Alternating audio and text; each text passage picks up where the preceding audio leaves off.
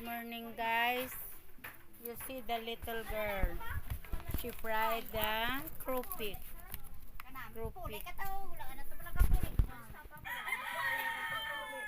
She fried the croupier. She fried the croupier. How to fry the croupier? You see this one, the little girl. This one. You see the result of the croupier. Yep. Ba? This one is already done to fry the croupier. This one the product of the Philippines croupier, and then the little Aliyah, she fried the croupier, and then after that this one, you see the croupier is already done, and then she sit aside into, and then I make it drain it properly. She do like this. After that drain already the oil, and then she put this one together, the croupier, and then she cook again the croupier.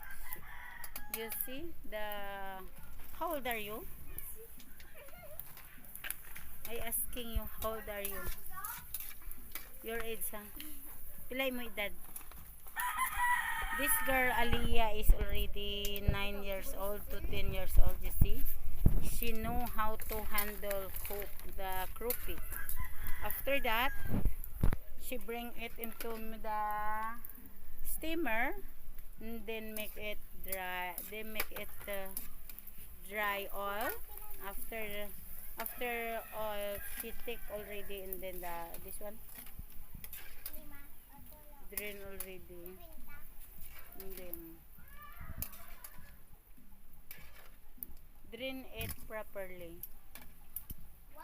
Drain it properly, and then after the drain, after the like this, the I don't know how to English this one. No, I know, you know, I'm not speaking it English properly. I'm not it fluent English. Yes, and then she put together this one. You see the 1 pack of croupier, so many already, right? So just now she want to makan this one. She want to makan. She do it the